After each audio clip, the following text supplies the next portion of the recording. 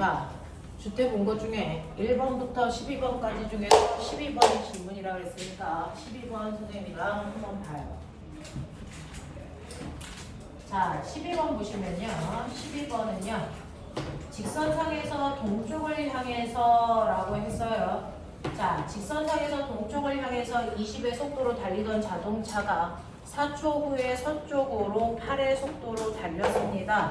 자, 이 물체의 가속도의 크기를 구해주세요 라고 하면서 보시면 맨 처음에 출발할 때요. 처음 속도를 동쪽 방향을 플러스로 넣어볼게요. 동쪽으로 얼마냐면 20이고요. 그리고 나중 속도가 얼마냐면 4초가 지난 후에 나중 속도는 서쪽이니까 반대 방향이죠. 마이너스 8로 갈게요. 여기까지 오는데 몇 초 걸렸냐면 4초 걸렸어요. 이렇게 돼요. 그랬을 때 가속도 구해주세요. 또는 평균 가속도 구해주세요. 같은 말. 자, 가속도는요. 무조건 시간분의 속도 변화값으로 구하는 거야. 그러니까 4초라는 시간 동안에 나중 속도에서 처음 속도 빼야 변화량이 되죠. 나중 속도 마이너스 8, 처음 속도 플러스 20인데 이거 빼시면 돼요. 맞아요. 자, 그랬으니 4분의 마이너스 28이고요. 이거 계산하시면 얼마 나와요? 마이너스 7이죠. 근데 답을 쓸 때는 여러분들이 마이너스를 뭘로 놨는지 모르니까 반드시 동쪽, 서쪽 이걸로 쓰시는 거죠. 우리가 마이너스로 놓은 거는 서쪽 방향입니다. 그래서 얘는 서쪽으로 7의 가속도를 갖고 가져갔어요. 라고 얘기하시는 게 맞아요. 자, 이런 식으로. 자, 13번부터 20번까지 질문. 13번이요. 20번이요. 요거 두 개 해볼게요. 13번 보시면요. 그림과 같이 직선상에서 오른쪽으로 12로 달리던 자동차의 속도가 3초 후에 3이 되었습니다. 라고 합니다. 3초 동안 이 자동차의 평균 가속도의 크기 구하세요. 똑같습니다. 평균 가속도는 나중 속도에서 처음 속도 빼는 거고요. 걸린 시간으로 나누셔야 되는데 직선 방향, 그 방향을 플러스 방향으로 놓으면 나중 속도는 플러스 3, 처음 속도는 플러스 12. 이거 빼시면 속도 변화량 나오고요. 여기까지 걸린 시간이 3초라고 했으니까 3으로 나누셔야 되거든요. 그러면 3분의 마이너스 9니까 마이너스 3의 가속도를 갖습니다. 자, 그러니 이 마이너스는 지금 가고 있는 방향과 반대 방향이죠. 그래서 뒤쪽 방향으로 3의 빠르기로 가요 라고 표현하시면 되겠죠. 자, 그 다음에 네, 뒤쪽 방향 또는 왼쪽 방향 여러분들이 보시는 방향으로 얘기하시면 되고요. 20번이요. 20번 보시면 그림과 같이 직선 도로에서 자동차 A, B가요. 맨 처음에 4V 제로와 V 제로로 동시에 출발해서 P점을 지납니다. 그리고 나서 각각 등가속도 직선 운동을 하는데 기준선 Q에 동시에 도달해서 걸린 시간 같다는 얘기죠. 자, 그랬을 때 도달하는 순간 A는 정지했고 B는 속도가 V랍니다. 라고 했어요. 자, 근데 아까 말씀드린 것처럼 동시에 도달했어. 같은 시간 동안에 같은 거리를 갔으니까 둘의 평균 속력 같아. 이런 얘기예요. 이렇게 해석하시는 게 맞습니다. 됐어. 동시에 같은 거리를 간다는 얘기는 이 아이의 평균 속력이 같아요 라고 얘기를 했으니 우리는 처음과 끝이 정확하게 나와 있는 A를 보면요. A는 처음 속도가 4V 제로였다가 그 거리를 가는 순간 멈췄어요 이랬어요. 그러면 A의 입장에서 평균 속력은 정가운데 속도니까 2V 제로여야 돼 라고 하는 걸 우리가 이제 알아낼 수 있단 말이죠. 이게 A를 통해서 알아낸 정보야. 자, 그런가 하면 B도요. 동시에 통과했으니까 P의 평균 속도가 2V 제로여야 되겠구나 라고 하는 걸 생각했다면 처음에 B가 출발할 때 속도가 V 제로겠죠? 그러면 도착할 때 속도가 얼마이면 평균 속도가 2V 제로겠니? 등가속도 운동한다고 했잖아요. 얘는 나중 속도가 얼마? 3V 제로여야 평균 속도가 2V 제로가 되죠. 됐죠? 대단히 어려운 것 같은 느낌이 드는 문제거든요. 근데 이런 식으로 여러분들이 어떤 단어, 문장을 해석하시면 간단하게 문제가 풀리는 경우도 존재한다. 그래서 물리를 모든 사람들이 뭐라 그러냐면 해석하기야 이렇게 표현을 하거든요. 그러니까 거기에 나와 있는 지문을 해석할 수 있는 능력을 키우셔야 되는데 처음부터 이거 해석이 되지 않고요. 문제를 풀다 보면 그 문제의 키워드가 되는 단어들이 있어요. 그거 나올 때마다 선생님이 설명해 드릴 테니까 아 동시라는 단어는 평균 속력이 같다라고 해석하면 되는구나. 이런 것들 배워가시면 돼요. 됐죠? 그래서 여러분들이 지금 수능 문제 테스트 받고요. 그 중에서 여러분들이 맞은 개수들이 이번에는 나쁘지 않네요. 다른 분기의 친구들에 비해서 그 평균 점수가 대단히 높은 편 잘 하고 계시네요. 자, 이렇게 된다라고 하는 거 기억해 두시면 되고요. 자, 그 다음에 오늘 할 내용을 진도를 나가죠. 1시간 정도 이제 선생님하고 두 번째 16페이지부터요. 선생님하고 뉴턴의 운동법칙이라는 거에 대해서 진도를 나갈 겁니다. 자, 그러면서 하나만 물어볼게요. 지금 선생님이 저번 주에 수업하고 나서 과제랑 영상을 단톡방에 여러분들을 묶어서 그쪽으로 영상이랑 과제를 보내드렸어요. 부모님들한테는 개별적으로 카톡을 보내드렸고요. 혹시 단톡방에 안 들어가 있는 사람이 있을까요? 네. 자, 오늘 수업 들어온 친구들은 제가 전화번호를 몰라서 단톡방에 못 묶었어요.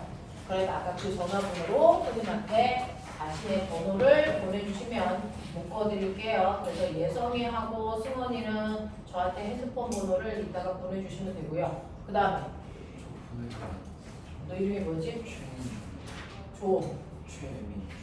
아, 민준이 저한테 전화번호 보냈었는데 제가 단톡방에 안 묶었나요?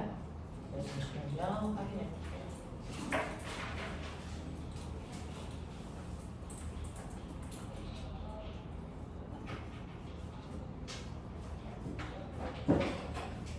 네. 볼게요.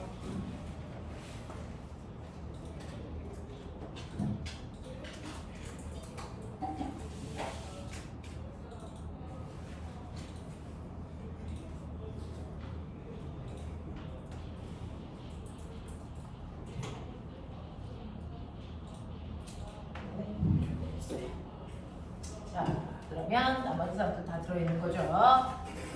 자, 그러면 오늘 선생님이랑 하셔야 되는 뉴턴의 운동 법칙이 어떤 내용이 있는지 볼게요.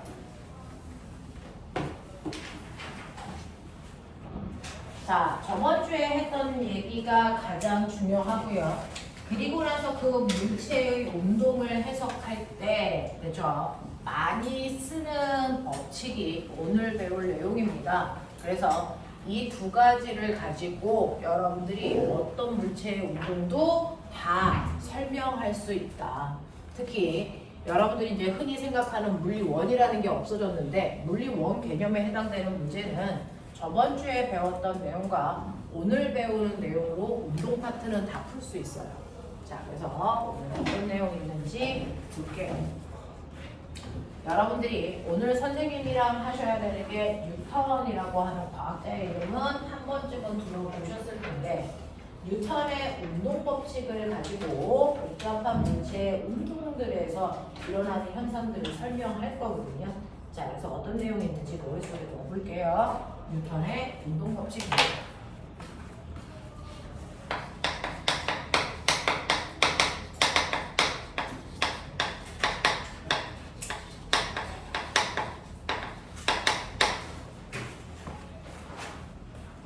선생님이 아무리 수업을 열심히 해도요, 평강만한 효과가 인강에서 나올 수는 없어요.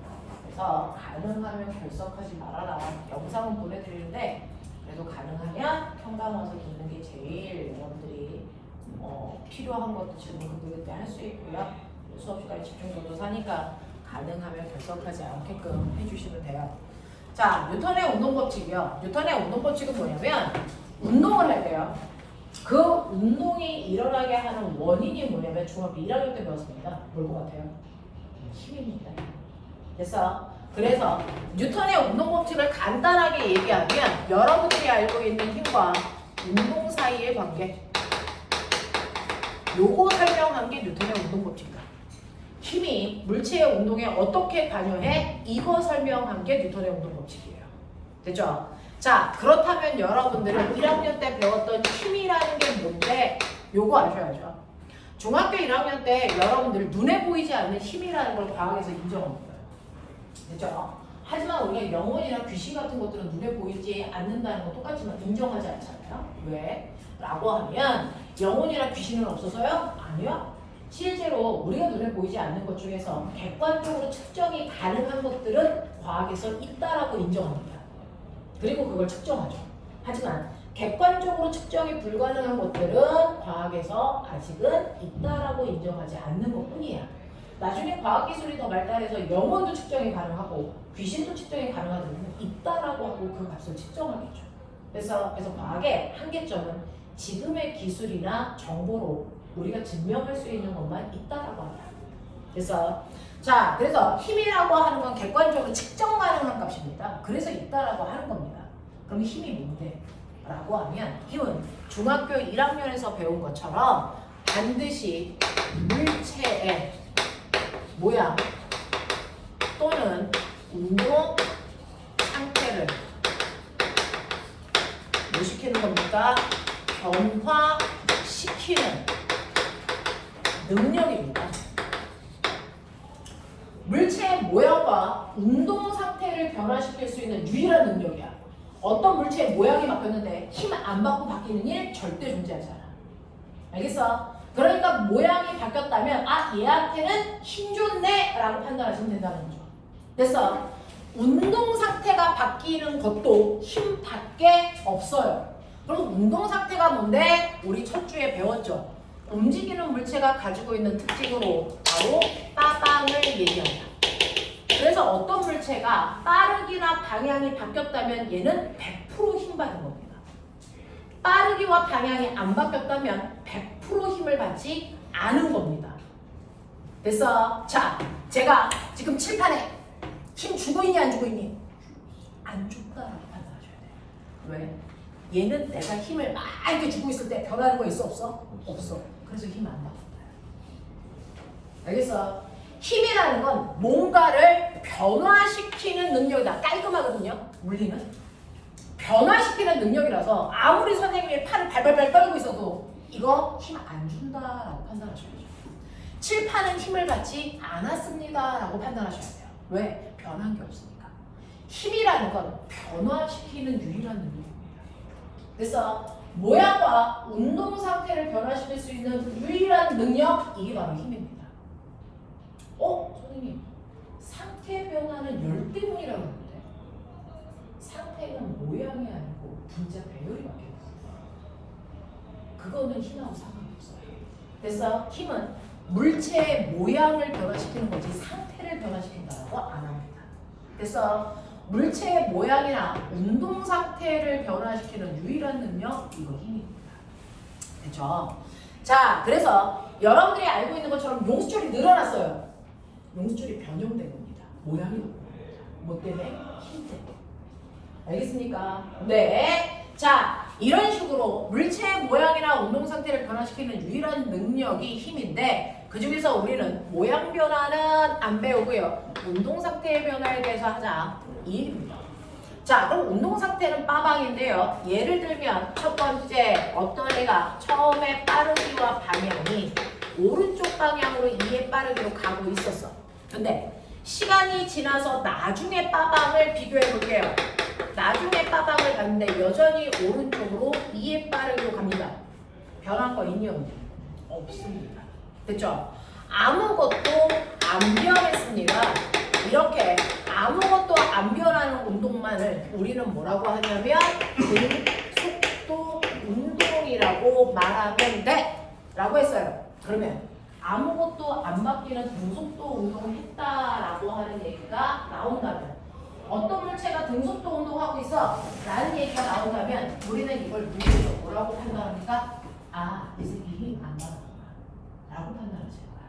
그래서 등속도 운동한다는 단어가 나오면 안 변하는 운동인데 그러니까 얘는 운동하는 동안 힘을 받지 않았구나로 판단하시는 게 맞습니다. 됐죠? 그러면 거꾸로 얘기할게요. 거꾸로 두 번째, 어떤 애가 처음에 오른쪽 방향으로 2의 빠르기로 가고 있었는데 시간이 지나니까 오른쪽 방향으로 10의 빠르기로 가. 변했죠. 뭐가 바뀌었습니까? 빠르기가 바뀌었어요.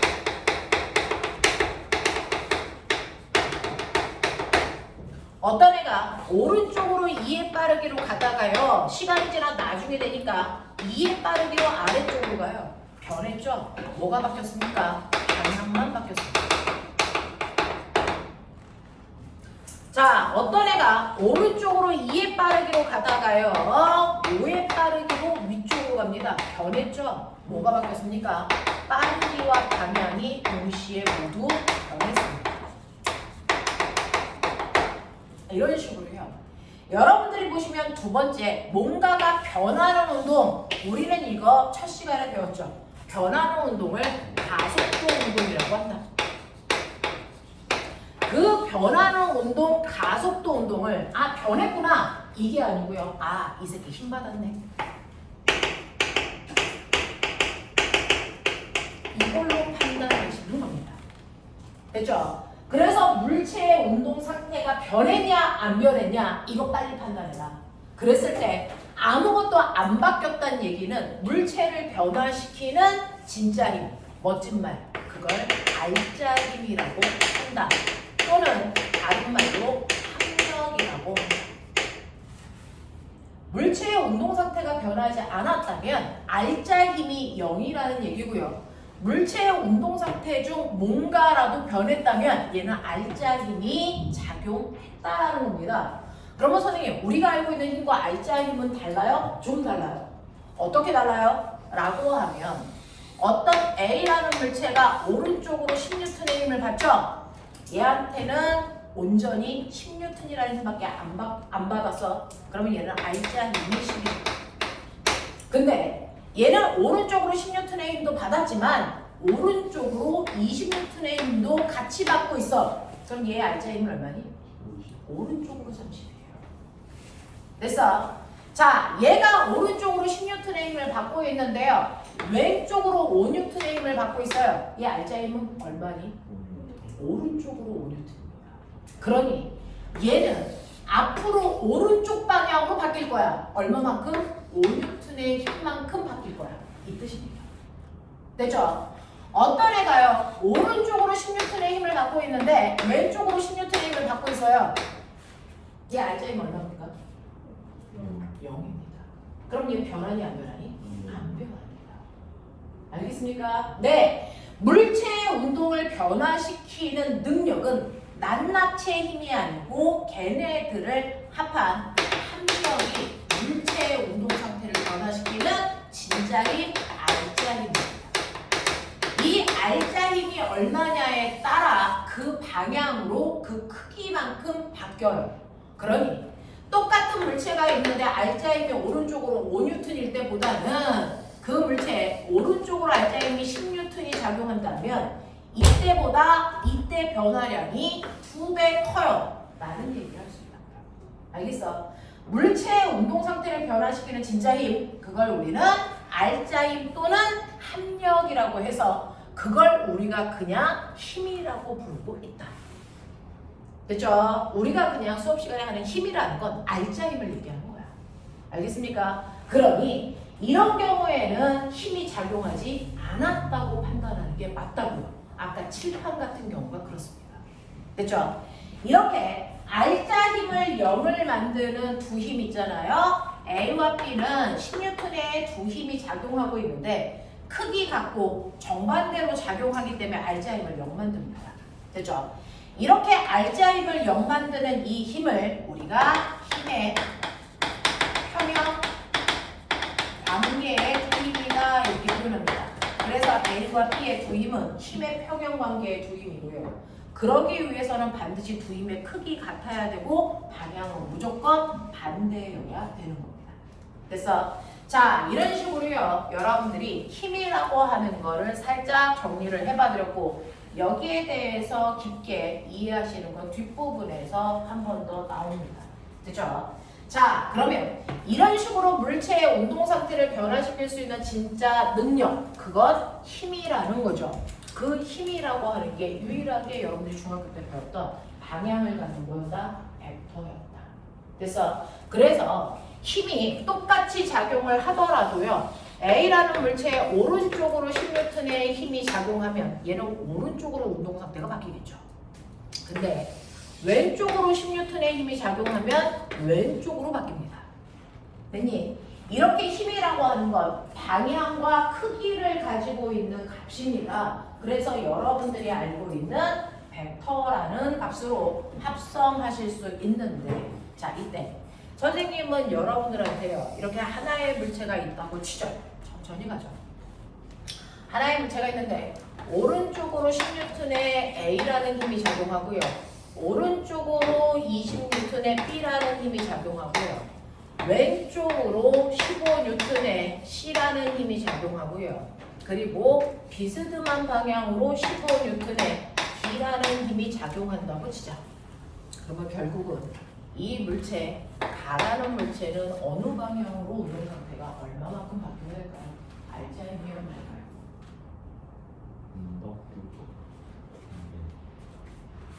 실제로요. 이렇게 모든 물체는요, 하나의 힘이 아니고 너무나도 다양한 방향으로 복잡한 힘들이 작용합니다. 이게 실제 물체입니다. 그랬을 때 이 물체가 어느 방향으로 얼마만큼 변할지는 알자 힘을 구하셔야 되는데, 그 알자 힘을 구하는 방법을 먼저 아셔야 되겠죠. 되겠어? 자, 얘는요, 결과적으로 어떠냐면 얘는 이쪽 방향으로 15N의 알자 힘을 갖습니다. 실제로. 그래서 얘는 운동 상태가 이쪽 방향으로 바뀝니다. 신기하죠? 이 방향으로 바뀌어요. 그러면 어떻게 이렇게 네 가지 힘이 작용하는데 전혀 상관도 없는 방향의 알자 힘이 생기지? 라고 하는 여러 개의 힘을 하나의 힘으로 만드는 과정을 힘의 합성이라고 합니다. 그 합성한 결과 만들어지는 이 하나의 힘을 그래서 합성한 힘이야, 합력이야, 이렇게 옛날에 불렀는데, 요즘엔 순수한 한국말로 이자, 그래서 알자 힘이야, 이렇게 있는 걸로 바뀌어가고 있는 중이야. 두 개 같은 말이야. 되겠어? 자, 그러면 이 알자 힘을 구하는 힘을 합성하는 방법 중에 여러분들이 느낌상 누구나 배우지 않아도 알만한 합력을 구하는 방법 있죠. 자, 첫 번째, 두 힘이 같은 방향일 때입니다. 두 힘이 같은 방향으로 작용하고 있어요. 그랬을 때 A 힘과 B 힘을 합성해 주세요 라고 얘기를 한다면, 그래서 같은 방향일 때는 그냥 여러분들이 배웠던 산수처럼 10에다가 20을 더해서 얘의 합력은요 30N이야 라고 하시면 되고, 힘은 방향이 있으니까 그럼 어느 방향이요? 얘네들의 원래 방향으로 그 힘이 작용해 라고 얘기하시면 돼요. 이렇게 같은 방향으로 작용하는 두 힘은 그냥 더하시면 합력이 나오는 거야. 됐어? 네, 그래서 굳이 A와 B를 따로 그리지 않고요, 이 둘을 합해서 오른쪽 방향으로 30N의 힘이 작용해 이렇게 하나의 힘만 그려놔도 아까 두 힘이 있는 것과 같은 효과라는 얘기입니다. 됐죠? 자, 그러면 같은 방향일 땐 더하라는 얘기네. 네. 그러면 이것과 반대로 두 번째, 반대 방향으로 작용하는 두 힘이 있겠죠. 예를 들면 저기에 그려져 있는 F라는 힘과 C라는 힘이 반대 방향으로 작용하는 두 힘이야. 그러면 반대 방향으로 작용하는 두 힘도 합성해주세요 라는 뜻의 더하기예요. 합성해주세요. 더하라는 게 아니고. 그러니 우리는 방향이 있을 때 서로 반대 방향 플러스와 마이너스 표현하기로 약속했잖아요. 그러니 여러분들이 얘네들 반대 방향일 때는요, 그 방향을 고려해서 자, 큰 힘에서 작은 힘을 빼셔야 합성하는 거거든요. 반대 방향일 때. 큰 힘에서 작은 힘을 빼는 게 합성하는 겁니다.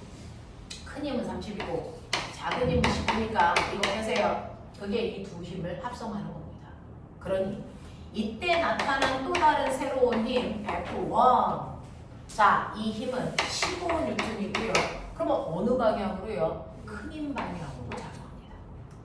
되겠어요? 그러니 굳이 F와 C도 따로 그릴 필요 없다. 이걸 합성해서 하나의 힘으로 그려도 무방한데 그게 바로 큰 힘 방향으로요.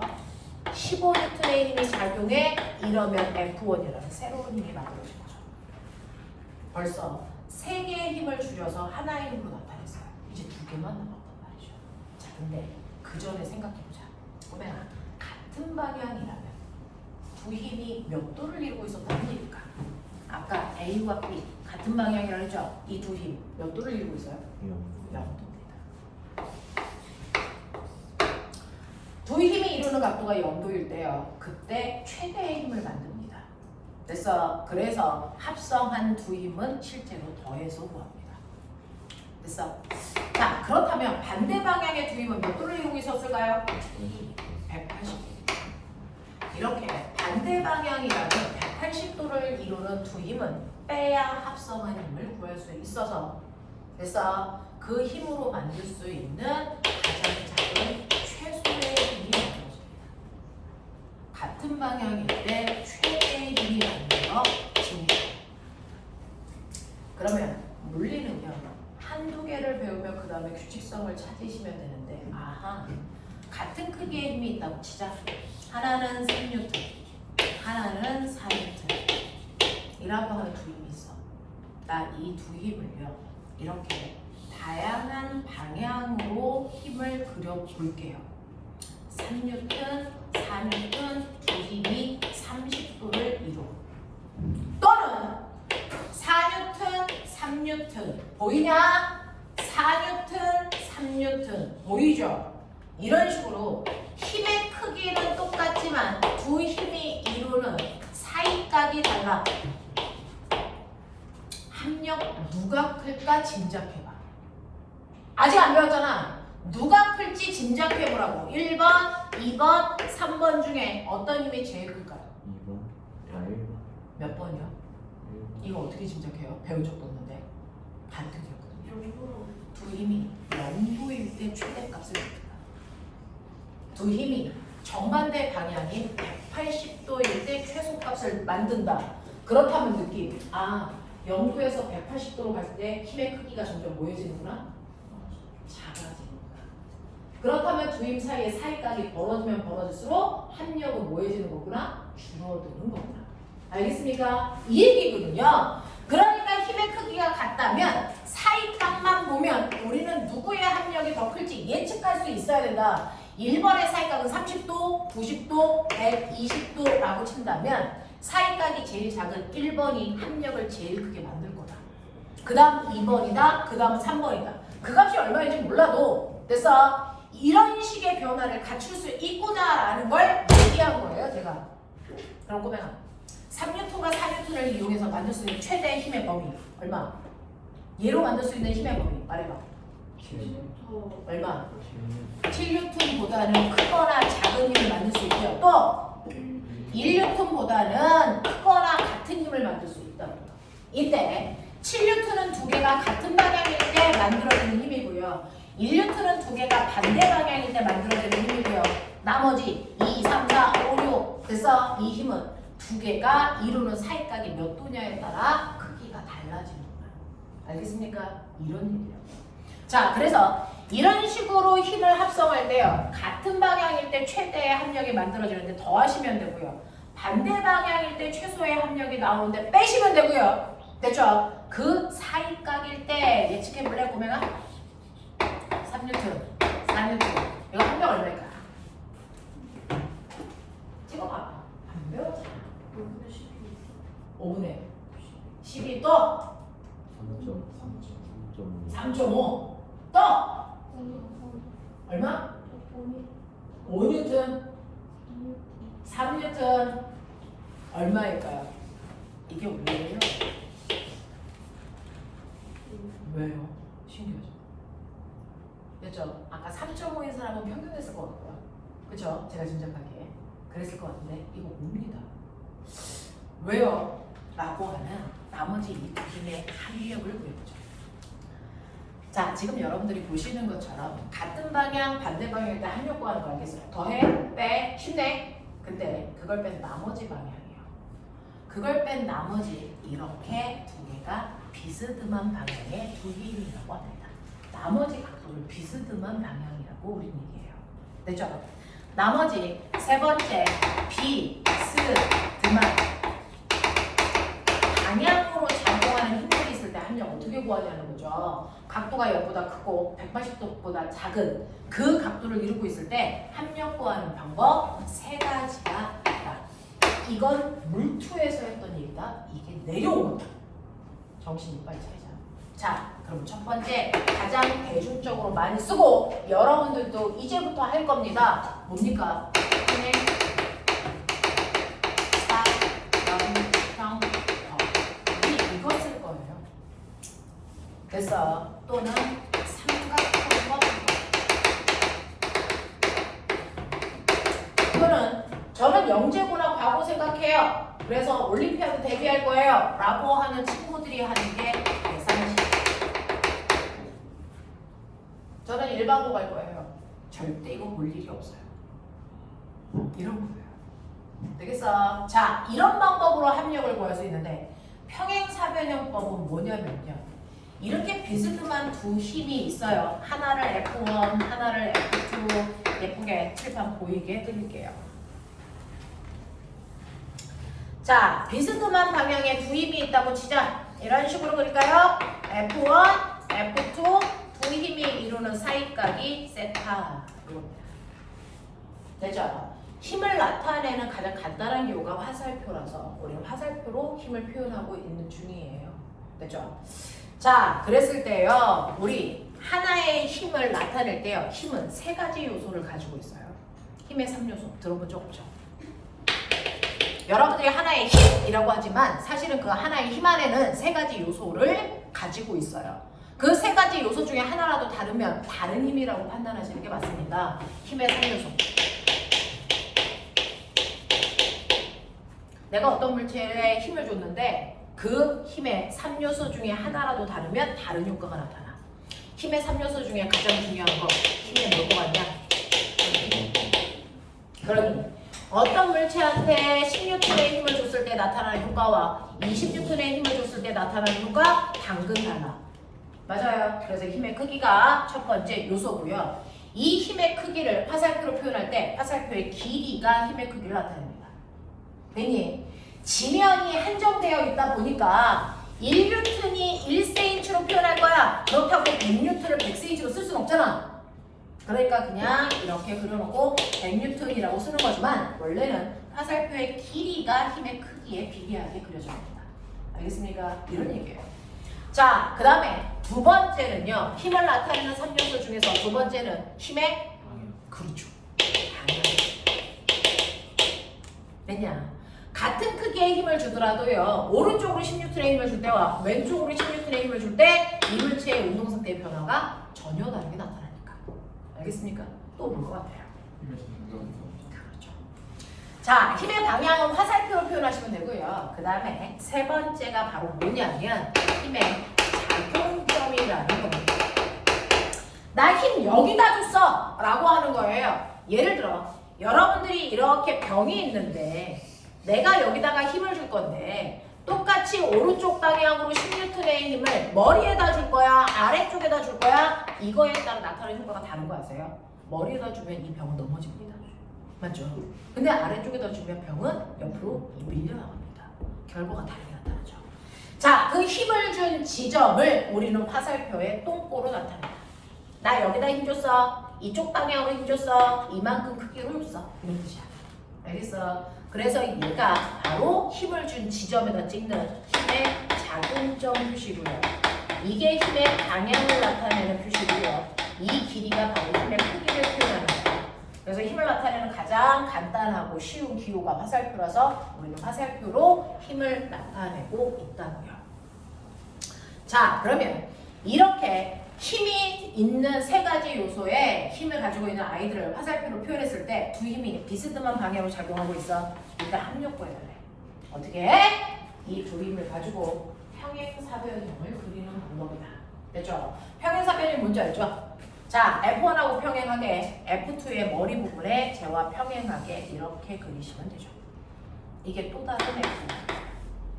됐어? 크기도 같고 방향도 같죠. 그 다음에 F1 머리 끝에서 F2와 됐어. 평행하게 또 다른 F2를 그리세요. 이게 F2. 그래서 그리면 이게 평행사변형이죠. 됐죠? 자, 이렇게 그려놓으면 이때 합력 어디 있어요? 합력. 원래 그림의 작용점에서 반대편 대각선 방향으로 화살표를 그리면 이 방향이 합력 방향이고 이 길이가 바로 합력의 크기입니다. 되겠어? 이렇게 봐라. 그게 바로 평행사변인 겁니다. 되겠지? 그래서 아까요. 이거 4N인데? 이거 3N인데? 이거 90도인데? 평행사변형 그려봐. 평행사변형. 비싸. 그러면 한 그 점의 작용점에서 대각선 방향으로 화살표 그리세요. 그러면 이쪽 방향으로 잡혀요. 근데 평행사변이니까 여기가 90도면 여기도 90도겠네? 그럼 보세요. 이 자체가 뭡니까? 그 유명한 피타죠. 한 변의 길이가 3, 얘와 평행하니까 얘 4, 3대 4대 얼마? 5니까. 그래서 5N의 힘력이 작용하네. 근데 평행사변형을 그려놓고요. 보니까 선생님 여기 삼각형이에요. 네, 그래서 삼각형. 그냥 원래 삼각형만 그렸어도 돼 라는 뜻이야. 근데 삼각형을 그릴 때와 평행사변형을 그릴 때 주의할 거. 평행사변형을 그릴 때는요. 원래 그림에 똥꼬, 작용점 붙여놓고 그려야 돼요. 근데 삼각형을 그릴 때는 똥꼬의 머리, 남의 머리 끝에 내 똥꼬. 알겠어? 이렇게 그리셔야 됩니다. 그랬을 때 이 똥꼬에서 머리 방향으로 화살표를 그리시면 삼각형이 돼요. 되겠냐? 네, 두 개 다 하려고 하지 말고요. 평행사변형 그리세요. 이게 제일 편합니다. 두임의 작용점 맞춰놓고 평행사변형 그린 다음에 작용점에서 반대편 쪽으로 화살표 그리시면 이게 합력의 방향이야. 그러니 우리가 아까 맨 처음에 그렸던 거 이렇게 됐었어. 오른쪽으로 15N 남았고 이쪽 방향으로 15N 남았어. 그러니까 그러면 빨리 평행사변형 그려봐. 그러면 아까 선생님이 그린 이 방향이 합력 방향 맞죠? 맞아요. 이런 얘기야. 이런 얘기야. 근데요 선생님 얘 같은 경우에 이 합력 이거 F 얼마예요? 아까는 피타라서 특수각 이용해서 구했어요. 그죠? 또는 삼각비 이용해서 조금 있다가 사인, 코사인으로도 할 겁니다. 자, 그래서 저 물어볼게요. 사인, 코사인이 중학교 몇 학년 때 나와요? 중학교 3학년 내용까지가 되어 있어야 물리를 합니다. 자, 중3 내용 수학, 사인, 코사인 저 몰라요? 손? 네, 그 부분은 다음 주까지 해가지고 오십시오. 그래서 자, 거기까지는 좀 알고 가셔야 된다. 왜냐면 물투가 내려온다. 옛날에는 물투 하기 전까지만 끝내면 돼 라고 했는데 물투 파트가 내려와요. 그렇다고 막 현란한 거 쓸 건 아니고요. 그래서 사인은 빗변분의 높이야. 코사인은 빗변분의 밑변이야. 이것만 외우시면 되고요. 특수각 값을 외우셔야죠. 30도하고 60도만 외우시면 돼요. 알겠어? 그럼 돼요. 그럼 된다. 자, 그럼 볼게요. 요거 얼마예요? 이거요. 요 실제 요 크기, 방향을 알겠는데 이 크기 얼마예요? 이거 이 끝에서 수선의 반대력. 그래서 연장해요. 그러면 이 안에 직각삼각형이 두 개 있어. 보이냐? 요거 작은 직각삼각형 하나와 커다란 직각삼각형 하나. 요 피타로 풀 거야. 알겠어? 그게 바로 물림에서 쓰는 공식이야. 해볼게. 증명해줄게. 자, 여러분 평행사변형이니까요. 이게 F1의 길이면 얘와 똑같이 여기가 F1의 크기예요. 평행사변형이니까요. 이 각도가 세타면 이 각도가 뭐다? 세타다. 납득?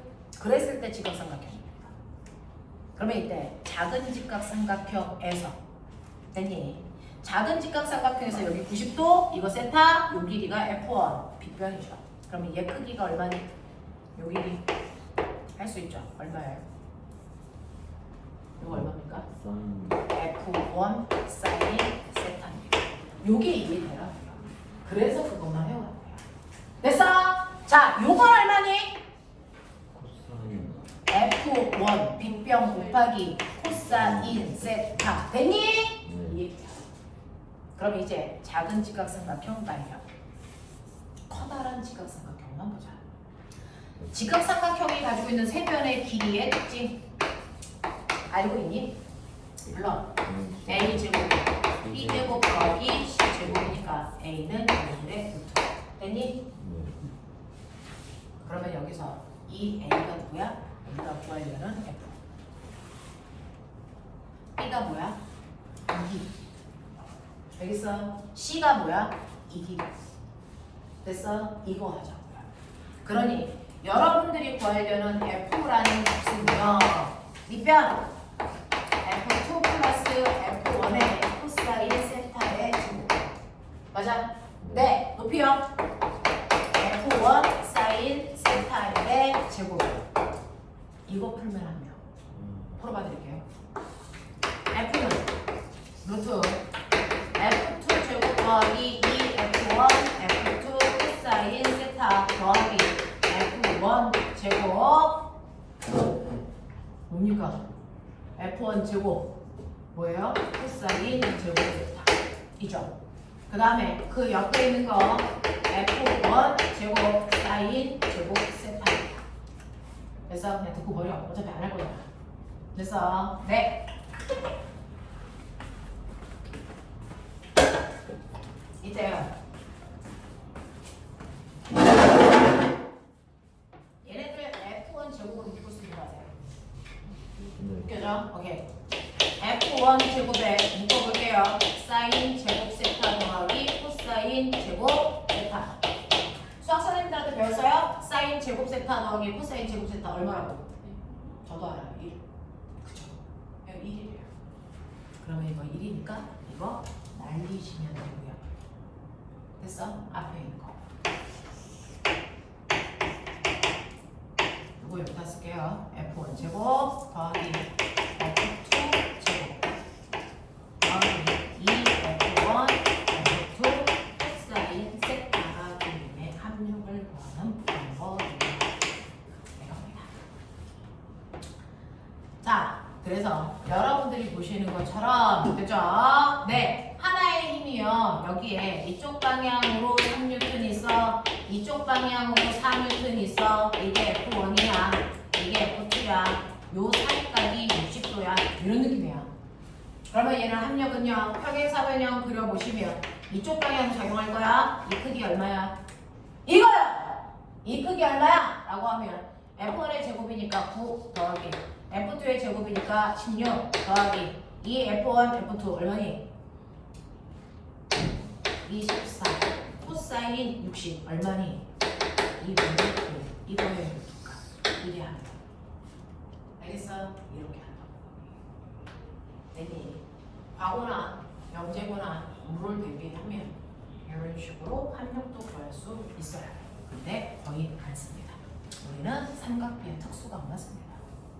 알겠어? 특수각만 쓰기 때문에 이런 게 있다 라는 것만 알고 계시면 되죠. 그래서 이런 식으로 합력을 구하는 방법은 세 가지 중에 하나로 하시면 되고, 얘는 본인이 별로 없는 그 계산식이에요.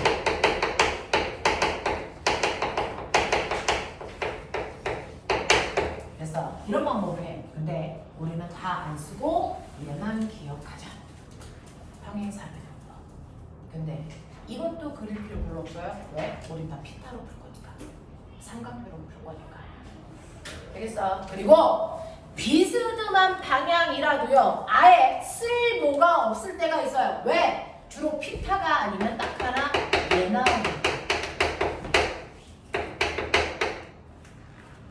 비스듬한 방향일 때 특수각이라는 게 있어요. 정신 차려. 비스듬한 방향일 때 특수각이라는 게 있대요. 자, 이게 뭐냐면요. 조건이 있어요. 두 힘이 비스듬한 방향으로 작용합니다. F1, F2. 근데 특수각이 되는 조건이 있어요. 두 힘의 크기가 같아요. 예를 들어 15N, 15N처럼. 맞아요. 네. 얘가 16N이라고 칠게요. 얘가 16N이라고 칠게요. 방향은 다르지만 힘의 크기가 같아요. 그래서 네, 첫 번째 조건입니다. 두 번째 조건이 뭔지 아세요? 그리고 두 힘이 이루는 사이각이 얼마냐면 120도라면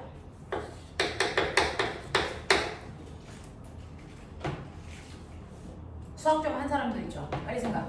평행사변형 그려. 그랬을 때 작용점에서 대각선을 그리면 이게 합력 방향이고 합력의 크기일 텐데 내가 그린 이 평행사변이 뭘까? 마름모입니다. 마름모입니다. 맞아? 네. 그러면 작용점에서 대각선을 그렸을 때 이 변의 길이가 얼마일까요? 마름모일 때는요. 그래서 대각선의 길이가 한 변의 크기와 어떻다? 같다. 그래서 이거 16등이야. 알겠습니까? 이거 16등이라고요. 그러니 아까 얘 15N 이 사이각이 120도라고 치자. 그러니까 정확하게 가운데 방향으로 15N의 합력이 작용하겠네? 이렇게 생각한 거야. 알겠어? 이런 느낌이야. 하겠죠? 자, 이런 식으로요. 여러분들이 하나의 물체의 운동 상태를 변화시킬 수 있는 유일한 능력은 알짜입니다. 그러면 알짜임을 구해야죠. 근데 여러분들이 생각하는 것처럼 물체에 하나의 힘만 심플하게 작용할 것 같습니까? 아닙니다. 절대 그렇지 않습니다. 엄청나게 다양한 방향으로 여러 개의 힘들이 작용하기 때문에 그 알짜 힘을 구하는 과정을 여러분들이 이해하고 있어야 된다. 원래 고2 때 안 배웠었습니다. 교과서 개편되면서 너네가 젠장을 배우기 시작합니다. 됐어? 자, 그 중에서 첫 번째 같은 방향일 땐 더해라. 반대 방향일 땐 빼라. 비스듬한 방향일 땐 평행사변형 그려서 대각선으로 해결하면 된다. 알겠습니까? 이 얘기하는 거야. 자, 그러면 이렇게 여러 가지의 힘이 작용을 하고 있을 때요. 그거 합력 구할 때, 와, 비스듬한 방향일 때 합력 구할 때 조금 신경 써야 되겠네. 네, F1, F2. 평행사변형 그렸을 때 대각선이 합력이네. 네. 됐죠? 네, 이거요. 자, 근데 우리는 지금 여러분들이 처음 시작하는 거니까 두 힘이 90도를 이루게 대부분 줄 거예요. 그래서 피타밖에 안 쓸 거예요. 그럼 평행사변형 그렸을 때 대각선의 모습이 직각삼각형의 형태를 띈다. 그래서 특수각만 기억하자. 이런 얘기겠어요. 무슨 말인지 알겠어? 이런 얘기죠. 자, 그러면 선생님, 이렇게 서로 다른 두 힘의 합력을 제가 구했어요. 그러면 가장 난이도 높으네. 서로 다른 두 힘을 합체해서 하나를 구했죠. 거꾸로. F라는 힘을 두 힘으로 거꾸로 분해하는 것도 가능해요. 그래서 여러 힘을 하나로 만드는 걸 힘을 합성한다 그래요. 그러면 만들어져 있는 하나의 비스듬한 방향의 힘을 내가 원하는 방향의 두 힘으로 나눌 수도 있다. 이거를 우리는 벡터분해라고 합니다.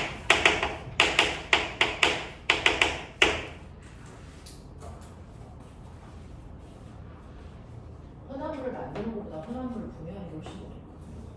힘을 합성하는 것보다 합성되어 있는 힘을 분해하는 게 어려워. 그러면 우리는 항상 피타밖에 안 쓸 거니까 얘네 분해할게요. 이렇게 비스듬한 각도로 잘 안 나와요. 그죠? 이렇게 90도로 나온다고요. 왜?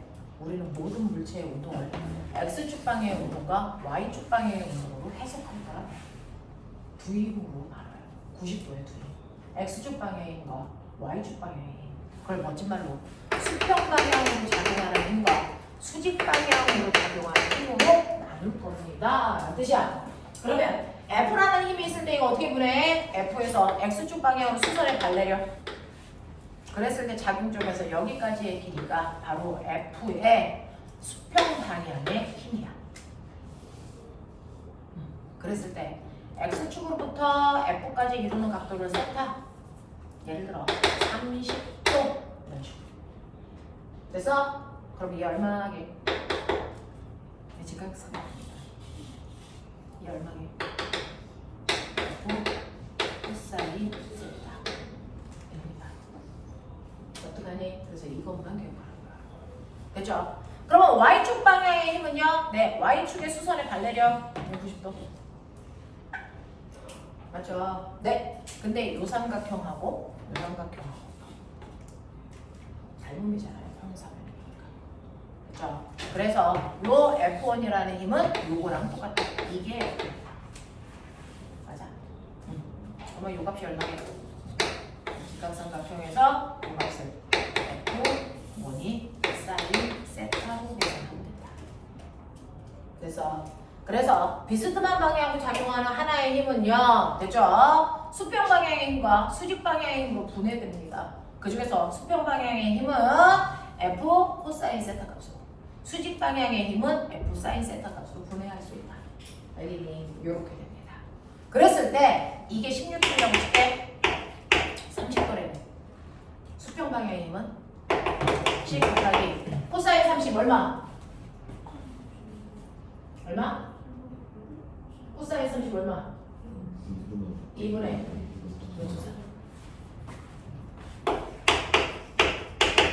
그래서 혹시 아냐? 루트 3의 근설파. 그렇죠. 그럼 5 곱하기 6 알겠어? 오케이. 수직 방향의 힘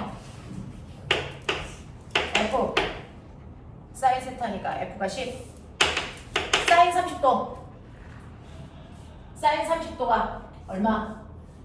2분의 1 되겠습니까? 네 얼마? 네. 그래서 얘는 수평 방향으로는 8.5N의 힘으로 수직 방향으로는 5N의 힘이 작용해 이렇게 가면 이해하겠어? 그런 느낌 됐죠? 자, 그래서 두고두고 할 거라서 그냥 들어보시면 돼요. 아, 이렇게 힘을 합성하거나 분해하는 게 가능하구나 라고 하는 거. 자, 그러면서 우리는 15분밖에 없어요. 자, 우리 할 일을 하죠. 사실은 우리가 오늘 하고 싶었던 건 뉴턴의 운동 법칙이잖아요. 근데 그걸 하면서 조금 더 깊게 설명하려고 힘이라고 하는 거 합성하는 과정을 보여드린 거야. 왜? 자, 뉴턴의 운동 법칙은 물체에 작용하는 알짜 힘이 물체의 운동 상태를 변화시킨다는 거고, 그 알짜 힘을 구하는 방법들을 먼저 알고 있어야 돼서 여러분들이 가지고 있는 16페이지에도 맨 위에 힘을 합성하는 과정들이 살짝 나와 있습니다. 됐죠? 자, 그러면 우리는 이제 뉴턴의 운동 법칙을 본격적으로 할 건데요. 뉴턴의 운동 법칙 몇 가지 있을까요? 뉴턴의 운동 법칙 몇 가지 있을까요? 들어보죠, 보죠. 뉴턴이라는 사람은 아는데 뉴턴이 얘기한 뉴턴의 운동 법칙은 아마 제대로 배운 거 처음이겠죠. 뉴턴의 운동 법칙은 세 가지를 얘기한다. 그 중에 첫 번째 법칙을 뉴턴의 제1법칙이라고 얘기하면 되고요. 얘 또 다른 제목도 있어요. 이게 바로 반성 법칙. 뉴턴의 제1법칙은 반성 법칙입니다. 그래서 오명아, 여기서 딱 보면요, 눈 떨어지는 속도가 포기하는 속도죠. 절대 수업 시간에 눈 떨어지지 않게 딴짓 하지 마십시오.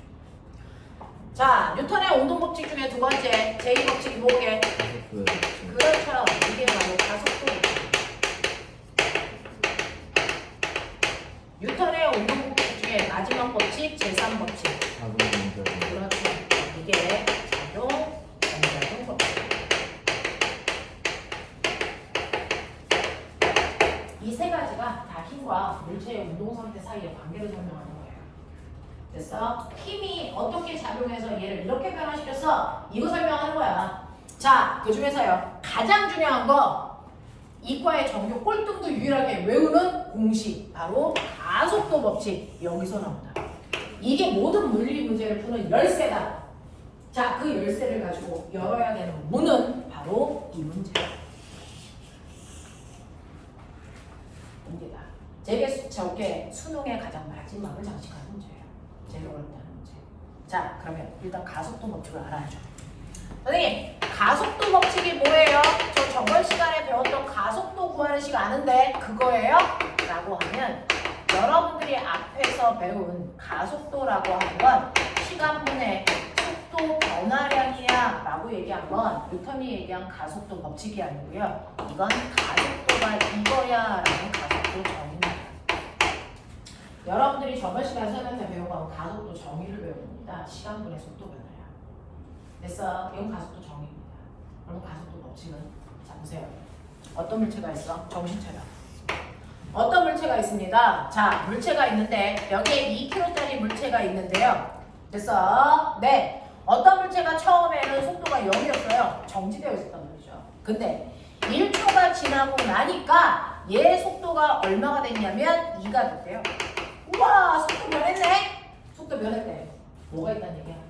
가속도 있네. 이 뜻이죠. 그죠? 얼마? 얼마? 라고 하면 시간분의 속도 변화량. 시간 얼마 동안? 1초라는 시간 동안에 속도 얼마 바뀌었습니까? 0이 1 됐으니까 1만큼 증가해요. 맞죠? 네. 그럼 얘 가속도 얼마입니까? 1입니다. 와, 가속도 1이네? 그죠? 자, 근데 똑같은 곳에 똑같은 물체가 있어. 똑같이 정의되어 있어. 그러면 그곳에서 내가 1초 구해볼게요. 그럼 우리 짐작. 아하, 이 새끼 속도 2 되겠네. 속도 2 증가했는데? 가속도 2인데? 자, 속도 2 되겠네? 그래서요. 그래서 가속도 2 되겠네? 근데요, 1초 지난 후에 보니까 이물체의 속도가요, 2가 아니고 4였어요. 뭐야? 다르네? 그럼 가속도 구해봐야지. 얘는 1초라는 시간 동안에 속도가 4 증가했네? 이 새끼 가속도 4다. 그러면 여기에서 80%. 여기 앉아있는 사람 지금 15명인데요. 여기서 80%는 저거 맞았다 그래놓고 끝나는 거죠. 저 가속도 알아요. 끝났죠. 근데 그 중에 나머지 2명은요. 20%는요. 왜 달라? 이게 과학적 사고가 있는 아이는 없는 아이 차이예요. 과학자들은요, 뭔가가 달라지면 미친 듯이 좋아합니다. 다르네? 저거 왜 달라? 라고 하는 호기심이 있는 아이들. 그랬는지 보십시오.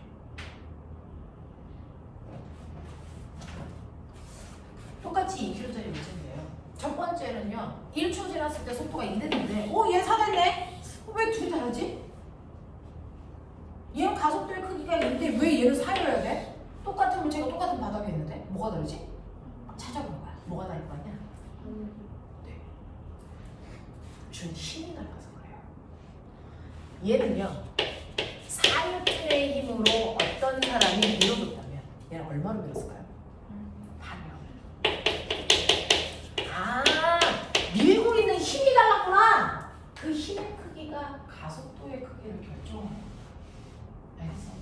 가속도를 구하려고 노력하지 말고요. 가속도의 크기는 누가 결정할까? 힘이라고요. 그걸 찾아낸 사람이 뉴턴입니다. 그걸 찾아낸 사람이 뉴턴. 그러면 가속도의 크기 나 알았어. 이거 힘에 의해서 결정돼. 그럼 그 다음 호기심? 그럼 힘만? 힘 말고 다른 건 없어? 이거죠. 됐어? 자, 허명아 졸려오면 살짝 일어나. 봐요. 그러면 힘을 똑같이 주면 가속도의 크기가 똑같은 거 맞아? 그러면 나 4N의 힘 줘볼게. 이 새끼한테. 이 새끼 사키. 가속도의 크기를 힘만 결정한다면 얘하고 이 가속도의 크기 어떻게 되니? 같아야. 같을까? 얘는 처음에 정지 상태였다가 1초 지났어요. 얘 속도 얼마 될 것 같습니다. 얼마 될 것 같아요?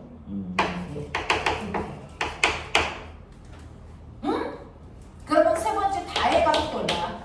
라고 하면 1초라는 시간 동안에 속도가 1 증가했네. 이 새끼 가속도 1이다. 뭔 일이야? 뭔 일이야?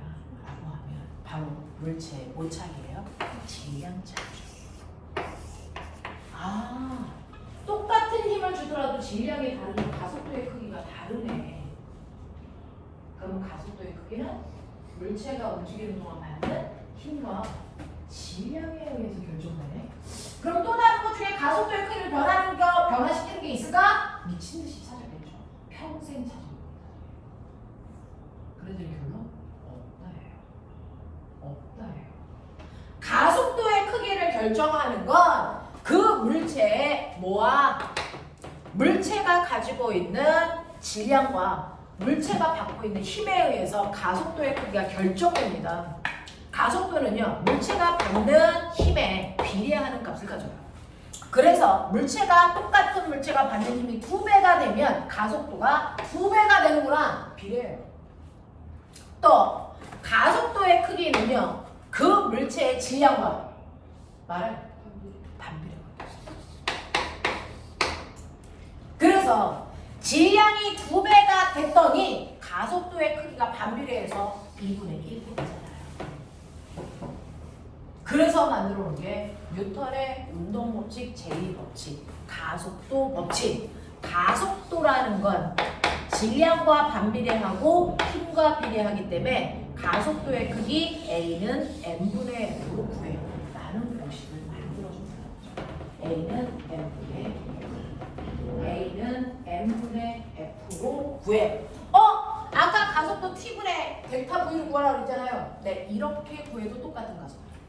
이걸 M분의 F로 구해도 같은 값이야. 정말? 해봐. M분의 F. M분의 F 얼마? 2분의 4 얼마? 2 나오죠. 또 해봐.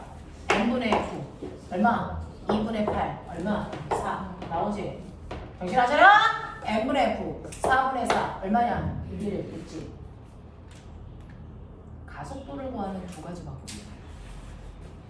가속도를 구하는 두 가지 방법이 있습니다. 가속도를 구하는 두 가지 방법이 있는데 여러분들이 보시는 시간분의 속도 변화라는 가속도 정의를 이용해 구해도 되고요. 가속도 법칙을 이용해서 A는 M분의 F로 구해도 됩니다. 근데 앞으로 가속도는 대부분 이걸로 구하는 일이 훨씬 많아져요. A는 M분의 F입니다. A는 M분의 F입니다. 그래서 자 이렇게 가속도는 물체의 질량과는 반비례하고요. 받는 R자 힘과는 비례하는 값이다. 여기서 F는 그냥 힘 아니다. 우리가 쓰는 모든 힘은 R자 힘을 얘기한다. 됐죠? 자 가속도는요 방향이 있을까 없을까? 그렇죠? 벡터값이죠. 그 가속도 방향 도와줄 거야. 그렇죠. 아까 가속도와 힘은 같은 거야. 나오겠잖아요. 힘을 어떤 방향으로 주느냐에 따라 가속도의 방향과 크기가 결정됩니다. 가속도의 방향은 힘을 갖고 있는 방향입니다. 그러면 저 지금 무슨 힘 갖고 있어요? 중력이요. 그러면 저의 가속도가 어느 쪽으로 작용하고 있어야 돼?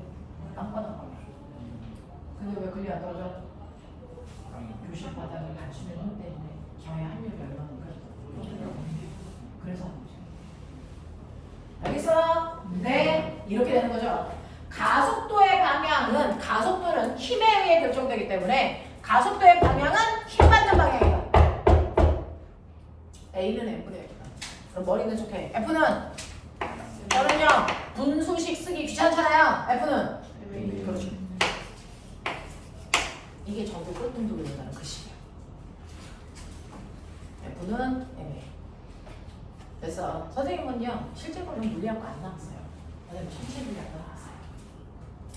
선생님은 대학교 다닐 때 1년에 한 번씩 축제하죠. 대학 가는 이유 중에 하나가 축제하고 싶어서요. 그래서 제 선생님이 제일 힘들 때가 축제할 때입니다.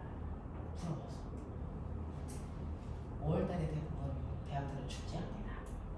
축제할 때 과마다 과티를 입어. 알아? 너네 요즘에 반티 입잖아? 그래서 말도 안 되는 무슨 막 사자 같은 옷도 입고 다니고 막 이상한 옷도 입고 다니고 막 그러는데 우리 위층에 있는 언니 오빠들이나 이상한 옷 입고 오는 날이 그 학교에서 그런 행사를 해요. 그래서 미친년들 막 재수복 누구지? 그 재수복 누구냐 그 재수 그래서 재수복 같은 것도 입고 막 반티 같은 그런 것도 입고 오는데 물리학과 애들은 반티 만들 때 티에 물리학과예요 이렇게 쓰진 않잖아. 근데 누가 봐도 물리학과 이렇게 티나게 쓰잖아. 뭐라고 쓸까요? F는 MA. 화학과 애들은 뭐라고 쓸까요? 저 화학과예요. PV는 NRT. 듣기만 해도 터 나오죠. 그래서 저는 천체 물리학과. 전 뭐라고 썼을까요? 저는 천천히 그렇게 안 써요. E는 MC죠. 생물학과 애들은 D는 1이 돼요.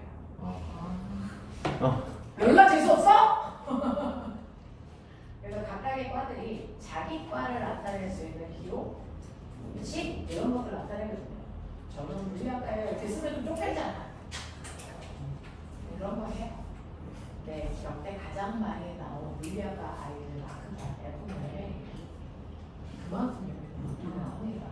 물질의 운동을 설명할 때 이 공식 없이 풀 수 있는 문제는 존재할 수 없어요.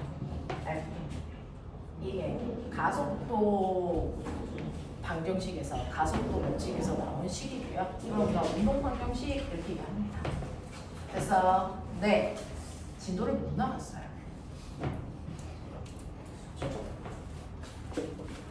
그 걱정을 지금 제가 하고 있는 거잖아요. 숙제를 낼 수가 없어서.